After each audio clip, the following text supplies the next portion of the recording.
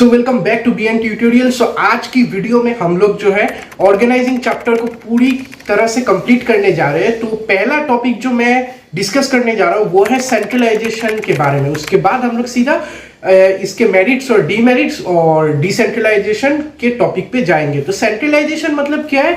Centralisation मतलब ये है कि एक ऑर्गेनाइजेशन में जब फुल्ली एक मैनेजर के पास ही पूरा कंट्रोल रहता है कि वो किस तरह से डिसीजन लेगा और किस के ऊपर डिसीजन लेगा, मतलब सब चीज मैनेजर करेगा। उसमें कोई एम्प्लॉय को इन्वॉल्वमेंट नहीं होगा उस डिसीजन मेकिंग प्रोसेस में, या तो कोई एम्प्लॉय को चांस दिया नहीं जाएगा कि आप जाके थोड़ा सा, मतलब आपको पावर दिया जाता है कि आप थोड़ा सा डिसीजन ले।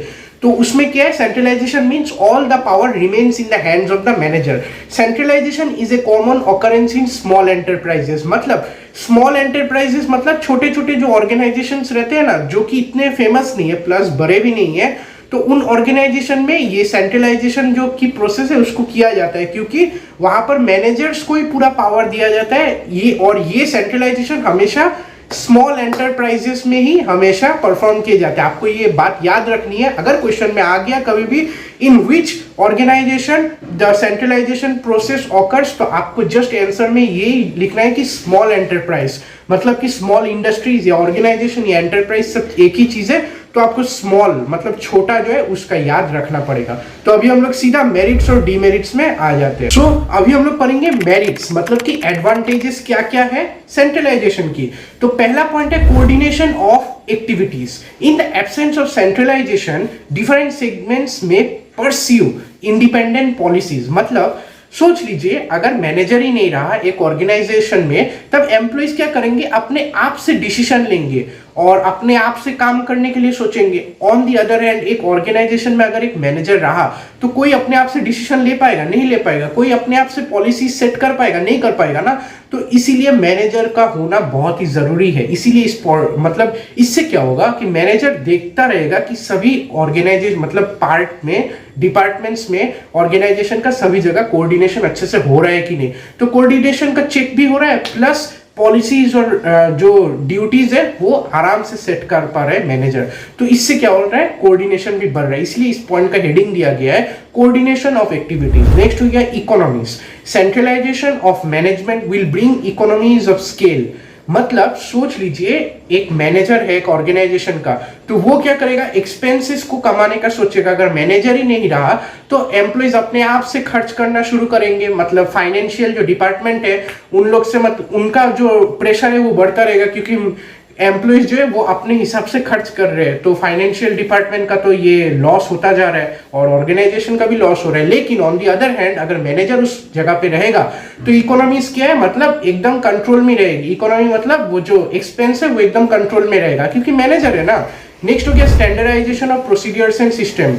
Centralisation enables standardization of procedures and systems. मतलब सेंट्रलाइजेशन के अंदर मैनेजर रहेगा तो मैनेजर क्या करेगा? हमेशा प्रोसीड्यूर्स और सिस्टम जो कि रूल्स एंड रेगुलेशन है उसको इंप्रूव करता रहेगा। कि ऐसे रिजल्ट इंप्रूव करने से क्या होगा? ऑर्गेनाइजेशन भी स्मूथ रनिंग करेगी, प्लस कोई भी किसी भी तरह का मतलब रिजल्ट जो है वो फॉल नहीं होगा, क्योंकि मैनेजर साथ में है एक ऑर्गेनाइजेशन के। नेक्स्ट हो गया facilitates evaluation. When same policies are used for all the segments of the enterprise their performance can easily be evaluated. मतलब हमेशा सोच लीजिए एक मैनेजर है ऑर्गेनाइजेशन का, तो मैनेजर क्या करेगा? वो हमेशा एक ही पॉलिसी यूज करेगा ना एक ऑर्गेनाइजेशन को रन करने के लिए। जब भी वो पॉलिसीज यूज किया जाएगा, वो क्या हो रहा है? सभी जो एम्प्लॉइज है वो सेम ही पॉलिसी फॉलो कर रहे हैं। तो उनका क्या है? एक ही पॉलिसी फॉलो करते करते हाथ बैठ गया है। उन लोग को मालूम चल गया ये मैनेजर हमको हमेशा यही पॉलिसी देते करने के लिए, पॉलिसी के अकॉर्डिंग हम लोग का काम चलता रहता है। आपको अगर कोई क्वेश्चन सॉल्व करने के लिए मतलब आपको एक क्वेश्चन 10 बार लिखने के लिए किसी ने कहा तो आपको जल्दी से जल्दी मेमोराइज हो जाएगा ना? हो ही जाएगा। तो वही बात है, उन लोग को भी सेम पॉलिसीज दिया जाते हैं। तो पॉलिसी एक ही सेम पॉलिसी को उन लोग परफॉर्म करते करते उन लोग का भी मतलब एक्सपीरियंस बढ़ जाता है। फैसिलिटेट्स इसलिए इवैल्यूएशन कहा गया है इस पॉइंट को। सो अभी हम लोग पढ़ेंगे डीमेरिट्स को। तो पहला पॉइंट है overburden on few. This system gives all the responsibilities to few person. सोच लीजिए ओवरबर्डन का मतलब क्या है? ज्यादा काम दे देना और काम के कारण एकदम मतलब डल हो जाना, ब्रेन जो है डल हो जाती है। तो क्या हो रहा है सेंट्रलाइजेशन में? मैनेजर कौन? एक ही मैनेजर। और मैनेजर के ऊपर आ जाता है सब काम। तो एज ए रिजल्ट क्या हो रहा है, ओवरबर्डन हो रहा है, मतलब एक ही आदमी को सारा डिसीजन लेना पड़ रहा है, सारा पॉलिसीज ठीक करना पड़ रहा है, रूल्स एंड रेगुलेशन, कोऑर्डिनेशन सब कुछ उसको ही देखना पड़ रहा है। तो क्या हो रहा है, वो ओवरबर्डन हो जा रहा है। ये है डीमेरिट, मतलब कि डिसएडवांटेज। नेक्स्ट हो गया destroys individual initiative, centralization revolves around one person only. सोच लीजिए एक ऑर्गेनाइजेशन में एक ही मैनेजर है, हाँ, तो ये मैनेजर अगर है तो उसको ही सब डिसीजन लेना पड़ेगा। एज ए रिजल्ट क्या हो रहा है, कोई भी एम्प्लॉय को मौका मिल रहा है कि वो जाके बोले कि आपका जो ये डिसीजन है मैं इससे सहमत नहीं हूं, आपका जो ये रूल है मुझे ये पसंद नहीं है। कोई बोल पाएगा? नहीं बोल पाएगा, सभी को एक ही चीज फॉलो करना पड़ेगा। एज ए रिजल्ट क्या हो रहा है, एम्प्लॉयज का जो इनिशिएटिव लेने का जो रिस्पॉन्स है ना वो कम हो रहा है, क्योंकि एक ही आदमी है, कौन है, मैनेजर, वही सब काम कर रहा है। सोच लीजिए वो एक बादशाह है, किंग है ऑर्गेनाइजेशन का, और ओवरबर्डन तो हो ही गया और ऊपर से अभी इनिशिएटिव भी वो कमा रहे हैं ऑर्गेनाइजेशन में सभी एम्प्लॉयज का। नेक्स्ट हो गया no scope for specialization, centralization does not offer any scope for specialization since all the decisions are taken by only one person. Scope for specialization मतलब कोई भी एम्प्लॉइज अपना खूबी दिखा नहीं सकता, क्योंकि मैनेजर ही जो मेन काम है वो क्या है, डिसीजन लेना, कोई भी पॉलिसीज बैठाना, ये सब क्या है वो सब मैनेजर ही कर रहे हैं। तो एम्प्लॉइज को कोई काम ही नहीं है, मतलब जस्ट वो लोग को ऑर्डर दिया है, बस काम करते जाओ करते जाओ। तो क्या हो रहा है, कोई अपना स्पेशलिटी जो है, स्किल्स जो है सामने दिखा नहीं पा रहे, क्योंकि उनको तो कोई मौका दिया ही नहीं जा रहा है ना। एज ए रिजल्ट क्या हो रहा है, specialization of the employees are decreasing day by day. तो यही सब होती है डीमेरिट्स और सेंट्रलाइजेशन। मतलब क्या क्या है डिसएडवांटेजेस ऑफ सेंट्रलाइजेशन का। अभी हम लोग सीधा डिसेंट्रलाइजेशन में आ जाते हैं। सो डिसेंट्रलाइजेशन क्या है, सेंट्रलाइजेशन का एकदम ऑपोजिट को डिसेंट्रलाइजेशन कहा जाता है। सेंट्रलाइजेशन में क्या था, मैनेजर के पास पावर रहती है, लेकिन डिसेंट्रलाइजेशन में क्या होता है, पावर को जो है उसको डिस्ट्रीब्यूट कर दिया जाता है एक ऑर्गेनाइजेशन के हर एक डिपार्टमेंट के हेड को, या तो कुछ कुछ पावर एम्प्लॉइज को दिया जाता है, ताकि वो लोग भी अपने इनिशिएटिव के हिसाब से डिसीजन प्रोसेस में अपना जो है योगदान दे सके। तो इससे क्या हो रहा है, मतलब सभी लोग को मौका मिल रहा है अपना जो स्किल है वो दिखाने के लिए, ताकि डिसीजन मेकिंग प्रोसेस में वो लोग भी हिस्सा ले सके, डिपार्टमेंट्स के मैनेजर को भी अच्छा लगेगा। तो इससे क्या हो रहा है, पावर जो है डिस्ट्रीब्यूट हो रहा है। तो डिसेंट्रलाइजेशन मतलब पावर को डिस्ट्रीब्यूट कर देना लोअर लेवल के मतलब डिपार्टमेंट्स को या एम्प्लॉइज को। तो इसमें क्या हो रहा है, मैनेजर जो है एक ऑर्गेनाइजेशन का, उसको मतलब इस सबसे थोड़ा मतलब ओवरबर्डन से थोड़ा मतलब अच्छा लग रहा है, क्योंकि एक ही आदमी हमेशा सब डिसीजन लेगा। तो इससे क्या होता है, ओवरबर्डन हो जाता है एक मतलब मैनेजर। तो इसमें क्या हो रहा है, ओवरबर्डन कम जाता है, सभी के पास इक्वल अपॉर्चुनिटी होती है डिसीजन लेने के लिए। तो अभी हम लोग जल्दी से जल्दी इसका भी मेरिट्स और डीमेरिट्स पढ़ ले। तो पहला पॉइंट क्या है, डिसेंट्रलाइजेशन का जो पहला मेरिट है वो है reduces burden to top level. So burden कैसे कम करता है टॉप लेवल का, सोच लीजिए डिसीजन जो है अभी शिफ्ट होके आ गई है किसके पास, वो जो डिपार्टमेंट है उनके हेड के पास, प्लस हेड के पास तो जा रहा है और एम्प्लॉइज के पास भी कुछ प्रॉब्लम्स आ रहे हैं, मतलब प्रॉब्लम्स के पावर जा रहे हैं। तो क्या हो रहा है, डिसीजन लेने में बहुत सॉफ्ट हो रहा है। मतलब ऑर्गेनाइजेशन में एक मैनेजर के पास अभी कुछ नहीं है, मैनेजर को अभी आराम से मतलब वो लोग रह सकते हैं, और डिसीजन जो है अभी जो डिपार्टमेंट है उनके हेड भी ले सकते हैं, और थोड़ा सा पावर एम्प्लॉइज को भी जाता है, क्योंकि वो लोग भी डिसीजन मेकिंग प्रोसेस में वो लोग योगदान कर सकते हैं। तो क्या हो रहा है, at the and top level जो मैनेजर्स है उनका उन लोग का जो ओवरबर्डन है वो कम हो रहा है। वो लोग अभी आराम से मतलब कुछ भी काम और अलग एक्स्ट्रा जो काम है वो लोग कर सकते हैं। नेक्स्ट पॉइंट हो गया हम लोग का quick decision. So quick decision मतलब under this system decision making powers are delegated to the level of actual execution. So इसमें हमको क्या समझ में आता है, इसमें हमको ये समझ में आता है कि सभी जो एम्प्लॉइज है प्लस सभी डिपार्टमेंट के जो हेड है उनको डिसीजन लेने के लिए बोल दिया जाता है। तो एज ए रिजल्ट बहुत लोग डिसीजन ले रहे हैं। तो एज ए रिजल्ट क्या हो रहा है, डिसीजन जो ले रहे हैं तो एक आदमी कोई डिसीजन नहीं ले रहा है जो उसको इतना टाइम लगेगा, सभी लोग साथ में डिसीजन ले रहे हैं। तो क्या हो रहा है, क्विक डिसीजन होगा, किसी को इतना सोचना नहीं पड़ेगा, जल्दी से जल्दी डिसीजन प्रोसेस जो है वो खत्म हो जाएगा। नेक्स्ट हो गया motivation of subordinate. Under this system, subordinates get opportunity for taking decisions independently. इससे क्या हो रहा है, इस सिस्टम में जो सबॉर्डिनेट्स है, जो कि एम्प्लॉइज है, ये जो और या जो डिपार्टमेंट के जो मैनेजर्स है, उन लोग को डिसीजन लेने का मौका दिया जा रहा है। एज ए रिजल्ट वो क्या मोटिवेट होंगे ना। आपको भी अगर कोई बड़ी सी काम दी जाए, अगर आपको ये बोल दिया जाए कि आपको एक कुछ करना है, मतलब सोच लीजिए एक बर्थडे का पार्टी ऑर्गेनाइजेशन करना है, तो आपको एक काम सौंप दिया जा रहा है, तो आपको क्या मोटिवेट लगेगा ना अंदर से, भैया मुझे भी काम दिया जा रहा है, मैं भी एक सोचने में आएगा कि मैं भी एक इस चीज का एक हिस्सा हूं। तो एज ए रिजल्ट क्या हो रहा है, मोटिवेशन हो रहा है। Sense of competition, next point हो गया सेंस ऑफ कंपटीशन, मतलब सभी डिपार्टमेंट्स अपने आप को प्रूव करने में लगी रहेगी कि कौन सा डिसीजन किसका अच्छा होगा। एज ए रिजल्ट क्या हो रहा है, बहुत तरीके की कंपटीशन हो जाती है एक डिसेंट्रलाइजेशन प्रोसेस में, क्योंकि सभी डिपार्टमेंट्स अपने आप को प्रूव करने में लगे रहेंगे कि कौन सा डिपार्टमेंट सबसे अच्छा डिसीजन मेकिंग प्रोसेस में रिजल्ट दे पाएगा। नेक्स्ट हो गया division of risk. Division of risk कैसे होगा, सोच लीजिए थोड़ा सा। हाँ, क्योंकि सोच लीजिए, मतलब डिवीजन ऑफ रिस्क का मतलब क्या है, रिस्क को डिवाइड कर देना। डिवीजन मतलब डिवाइड कर देना।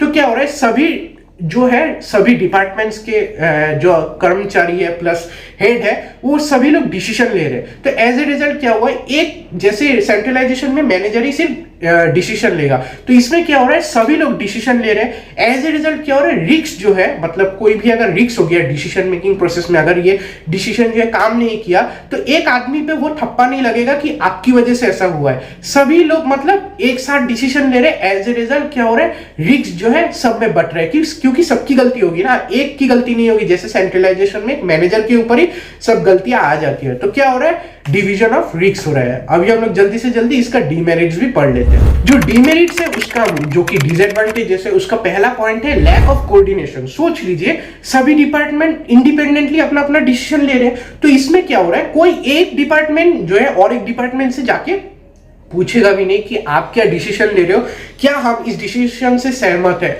तो क्या हो रहा है, कोऑर्डिनेशन नहीं हो रहा है। सभी लोग अपने आप को प्रूव करने में लगे रहते हैं डिसेंट्रलाइजेशन में कि किसका रिजल्ट किससे बेहतर होगा। ऐसे क्या हो रहा है, कोई भी एक साथ कोऑर्डिनेट नहीं कर पा रहा है। नेक्स्ट पॉइंट हो गया costly. Decentralization system involves heavy overhead expenses. Small scale business units cannot afford to spend higher overhead expenses. Expenses कैसे, सोच लीजिए, आपको अगर डिसेंट्रलाइजेशन सिस्टम है तो आपको क्या करना पड़ेगा, एम्प्लॉइज जो है बेहतर लेने पड़ेंगे, मैनेजर्स जो है बेहतर लेने पड़ेंगे, क्योंकि डिसेंट्रलाइजेशन प्रोसेस क्या है, आपको मैनेजर के ऊपर सब नहीं रहता, सभी रहता है क्या, एम्प्लॉइज के ऊपर, डिपार्टमेंट के हेड के ऊपर। अगर वो लोग को अगर हम लोग अच्छे पैसे से, मतलब उनके क्वालिफिकेशन के हिसाब से अगर हम लोग हायर नहीं करेंगे, तो वो लोग डिसीजन नहीं ले पाएंगे। अगर उन लोग का अगर अच्छा क्वालिफिकेशन रहेगा तभी हायर कर पाएंगे ना। तो अगर हायर जब कर लिया तो उसमें क्या पैसा लगेगा ना, तो इससे क्या हो रहा है, एक्सपेंसेस बढ़ रहा है, क्योंकि बेस्ट क्वालिटी के हम लोग एम्प्लॉइज ले रहे हैं, मैनेजर्स ले रहे हैं, उनको भी तो उनके क्वालिफिकेशन के हिसाब से पैसा देना पड़ेगा ना। तो एज ए रिजल्ट क्या हो रहा है, एक्सपेंसेस भी बढ़ रहा है। नेक्स्ट हो गया lack of able managers. Lack of able manager मतलब आपको जो हेडलाइन है उससे समझ में आ गया होगा कि बहुत से सिचुएशन में ऐसे क्या हो जाता है कि मैनेजर जो है डिपार्टमेंट के या तो एम्प्लॉइज जो है, वो लोग मतलब डिसीजन लेने में मतलब सक्षम नहीं रहते। उन लोग का भी मतलब कुछ लैक ऑफ क्वालिटीज हो जाता है कि कोई कोई सिचुएशन में वो लोग डिसीजन ले नहीं पाते। तो क्या हो रहा है, पूरा जो रिजल्ट है एकदम टॉप मैनेजर को मतलब ये सीधा इन्फेक्ट करती है, क्योंकि उसको तो कुछ भी नहीं है, क्योंकि वो तो तब डिसीजन ज्यादा ले नहीं पाएगा। तो लोअर बेसिस जो है, ऑर्गेनाइजेशन की लोअर लेवल से उन लोग को डिसीजन का जो है ये प्रोसेस है उन लोग को दिया जाता है। तो वो लोग अगर उस टाइम में डिसीजन ले नहीं पाए तो क्या हो रहा है, लैक ऑफ एबल मैनेजर्स, मतलब उन लोग की क्वालिटी, उनकी क्वालिफिकेशन अच्छी नहीं है, एज ए रिजल्ट वो लोग डिसीजन ले नहीं पा रहे हैं ना। नेक्स्ट हो गया difficulty in control. Difficulty in control क्या हो गया इसका टॉपिक, मतलब कि सभी डिपार्टमेंट अपने आप से डिसीजन ले रहे हैं, तो किसका डिसीजन, कौन किसका चुना जाएगा किसका नहीं चुना जाएगा, मतलब क्या है, एक जो मैनेजर होगा टॉप में उसको मतलब डिसीजन चूज करने में मतलब बहुत प्रॉब्लम हो जाएगी, किसका डिसीजन सही है किसका नहीं है, देखना पड़ेगा, सब इवेल्युएट मतलब प्रोसेस को देखना पड़ेगा कौन सा किसका सही है। मतलब क्या हो रहा है, कंट्रोल करने में बहुत मुश्किल हो जाएगा, क्योंकि बहुत से डिपार्टमेंट होते हैं, finance department, sales department, product और बहुत सारे डिपार्टमेंट्स है। तो उन लोग का एक एक डिसीजन, एम्प्लॉइज का डिसीजन, सभी लोगों का डिसीजन चेक करते करते तो हो गया, प्लानिंग भी जाएगा ऐसे करके। तो क्या हो रहा है, मतलब कंट्रोल करने में मैनेजर को बहुत प्रॉब्लम होगा एट द एंड। सफरिंग क्या है, एट द एंड मैनेजर को ही करना पड़ेगा। तो ये थी कुछ मेरिट्स या एडवांटेजेस और डीमेरिट, जो कि डिसएडवांटेजेस ऑफ डिसेंट्रलाइजेशन। तो अभी हम लोग पढ़ेंगे डिफरेंसेस किस चीज की पढ़ेंगे जो कि एग्जाम में आती रहती है, वो है डेलीगेशन और डिसेंट्रलाइजेशन की डिफरेंसेस। वो हमेशा कम से कम 6 या 5 मार्क या कम से कम 3-2 मार्क की तो आ ही जाएगी, आपको गारंटी श्योर लिखना है, मतलब उस क्वेश्चन का आंसर। तो जल्दी से जल्दी डिस्कस कर ले, हाँ कर लेते हैं। तो पहला पॉइंट आता है डेलीगेशन और डिसेंट्रलाइजेशन में नेचर। डेलीगेशन क्या है? डेलीगेशन एक इंडिविजुअलिस्टिक नेचर है। उसमें क्या है? सुपीरियर रहेगा और सबऑर्डिनेट, मतलब एक मैनेजर क्या है वो ऑर्डर देगा और सबऑर्डिनेट का काम क्या है वो काम करता रहेगा। इनमें क्या है? मतलब एक सिंगलिस्टिक है, मतलब एक सुपीरियर एक subordinate. On the other hand decentralisation is totalistic in nature. Decentralisation का मतलब अभी मैंने कहा था कि सभी जो है एम्प्लॉइज प्लस एक एक डिपार्टमेंट के हेड सभी लोग डिसीजन मेकिंग प्रोसेस में इन्वॉल्व होते हैं। तो इसमें क्या हो रहा है? सभी लोग अपना ओपिनियन दे रहे हैं, मतलब टोटलिस्टिक, सभी लोग अपना ओपिनियन दे सकते हैं। और on the other hand delegation में ओनली इसको कहा जाता है इंडिविजुअलिस्टिक। नेक्स्ट हो गया control. Control rest with the superior. Delegation में सुपीरियर के पास ही कंट्रोल रहता है, क्योंकि आपको तो डेलीगेशन मालूम ही होगा, मतलब मैनेजर ही सब डिसीजन लेगा। On the other hand decentralisation में all the powers are given to the concern department, मतलब डिपार्टमेंट के अंतर्गत सभी डिपार्टमेंट को एक एक पावर दिया जाता है, आपको डिसीजन लेना है। नेक्स्ट हो गया रेस्पॉन्सिबिलिटी। डेलीगेशन में रेस्पॉन्सिबिलिटी किसके पास रहेगी? Responsibility lies with the delegator. He can delegate authority and not responsibility, मतलब रेस्पॉन्सिबिलिटी एक डेलीगेशन में क्या किसके पास रहेगा? आप सोचिए थोड़ा सा। हाँ, रेस्पॉन्सिबिलिटी रहेगा डेलीगेटर के पास, जो कि मतलब एक तो ऑर्डर देगा, और रेस्पॉन्सिबिलिटी किसका है? लोअर लेवल का है, कि मुझे रेस्पॉन्सिबिलिटी दिया गया, मुझे काम करना है। लेकिन इसमें जो कि डिसेंट्रलाइजेशन में head of the department is responsible for the activities under him. जो कि डिसेंट्रलाइजेशन में मेन जो डिसीजन कौन लेते हैं? एम्प्लॉइज तो थोड़ा थोड़ा लेते हैं, लेकिन हेड ऑफ द जो कि डिपार्टमेंट के हेड है उन पे सारी रिस्पॉन्सिबिलिटी आ जाती है, क्योंकि उनको डिसीजन लेना पड़ेगा। नेक्स्ट हो क्या नीड। डेलीगेशन में it is essential to get things done by others. Delegation का मीनिंग ही क्या था? Getting thing done by other. Need इसलिए है ना क्योंकि किसी और से काम तो करवाना ही पड़ेगा। ऑर्गेनाइजेशन खोला है, एक मैनेजर होगा, किसी और से एम्प्लॉय से काम करवाएगा। लेकिन डिसेंट्रलाइजेशन एक ऑप्शनल चीज है। आप एक ऑर्गेनाइजेशन में डिसेंट्रलाइजेशन जो है वो करा सकते हो या तो नहीं भी करा सकते, क्योंकि इसमें क्या पावर जो है सभी मतलब डिपार्टमेंट को दिया जाता है, वो आपके हिसाब से आप दो या ना दो, लेकिन डेलीगेशन जो है वो चाहिए ही चाहिए। नेक्स्ट हो गया dependence. Decentralization is not essential for delegation. Decentralization is not essential for delegation, मतलब डिसेंट्रलाइजेशन जो प्रोसेस है वो डेलीगेशन के लिए नहीं चाहिए, क्योंकि डेलीगेशन क्या है? एम्प्लॉइज को काम करवाना है और एक ही मैनेजर है, उसके पास डिसीजन रहेगा। तो इसमें डिसेंट्रलाइजेशन का क्या दरकार? सभी मैनेजर्स को, मतलब जो डिपार्टमेंट के हेड है उसको हम पावर क्यों दे? पावर की दरकार है नहीं। On the other hand delegation is essential for decentralization. Delegation is essential for decentralization, मतलब डेलीगेशन क्या है? मैनेजर्स के पास पावर रहता है। अगर हेड ऑफ द जो डिपार्टमेंट से हेड ऑफ द डिपार्टमेंट रहते हैं ना, हर एक डिपार्टमेंट का एक हेड रहता है, फाइनेंस डिपार्टमेंट, सेल्स डिपार्टमेंट, तो उनको देना पड़ेगा ना पावर। तो क्या हो रहा है? डेलीगेशन चाहिए, क्योंकि उसमें मैनेजर को ही पावर दिया जाता है, प्लस एम्प्लॉइज को थोड़ा पावर दिया जाता है, लेकिन मैनेजर्स को पावर दिया जाता है। तो क्या हो रहा है? डेलीगेशन चाहिए ही चाहिए, क्योंकि डेलीगेशन का एट द एंड मीनिंग क्या है? मैनेजर के पास पावर है और दूसरों से काम करवाना। ये तो मेन मोटिव है डेलीगेशन का। तो डिसेंट्रलाइजेशन में डेलीगेशन मतलब इंटरडिपेंडेंट है। नेक्स्ट हो गया feature. An organization can not function without delegation. जो डेलीगेशन प्रोसेस है उससे एक ऑर्गेनाइजेशन नहीं चलेगा, मतलब डेलीगेशन से ही ऑर्गेनाइजेशन चलेगा। क्योंकि सोच लीजिए एक ऑर्गेनाइजेशन में मैनेजर क्या है? कुछ भी नहीं कर रहे हैं, सभी एम्प्लॉइज ही काम कर रहे हैं, डिसीजन भी ले रहे हैं। जो डिपार्टमेंट के मैनेजर है वो ही काम कर रहे हैं, डिसीजन ले रहे हैं, कुछ हो रहा है, मैनेजर जस्ट बैठा हुआ है, आता है ऑफिस में और चला जाता है रात को। ऐसा थोड़ी ना होगा, नहीं होगा, क्योंकि डेलीगेशन नहीं है। डेलीगेशन हर एक ऑर्गेनाइजेशन में होना पड़ेगा, क्योंकि एक मैनेजर होना ही पड़ेगा और मैनेजर जो है डिसीजन लेगा और जो रिस्पॉन्सिबिलिटी है वो एम्प्लॉइज को दे देगा कि आपका ये काम है, फॉलो कीजिए, आपको काम करना है। On the other hand decentralization का नीड हो भी सकता है, नहीं भी हो सकता है, वो केस के हिसाब से। अगर मैनेजर को ज्यादा दिक्कत पड़ रहा है तो वो लोग क्या करेंगे? किसी और को, डिपार्टमेंट के हेड को काम दे देंगे कि आपको डिसीजन लेने का काम सौंपा गया, आप अभी डिसीजन ले सकते हैं। तो क्या as organization an organization may be working without decentralization, मतलब डिसेंट्रलाइजेशन के बिना भी एक ऑर्गेनाइजेशन चल सकती है, लेकिन डेलीगेशन के बिना भैया कभी भी ऑर्गेनाइजेशन कभी काम ही नहीं करेगी, क्योंकि मैनेजर नहीं रहेगा तो किस काम का ऑर्गेनाइजेशन बंद हो जाएगा, ठप्पा लग गया चलो अभी तो वही बात है। तो यही पे होती है हम लोग की चैप्टर कंप्लीट। तो हमने बहुत सारे टॉपिक्स क्लियर कर लिए। तो आपको कोई भी डाउट है प्लेलिस्ट में जाइए या तो आई बटन में क्लिक कीजिए, आपको सब मिल जाएगा। और नोट्स की चिंता मत कीजिए, सब गूगल में पढ़े जाके देखिए।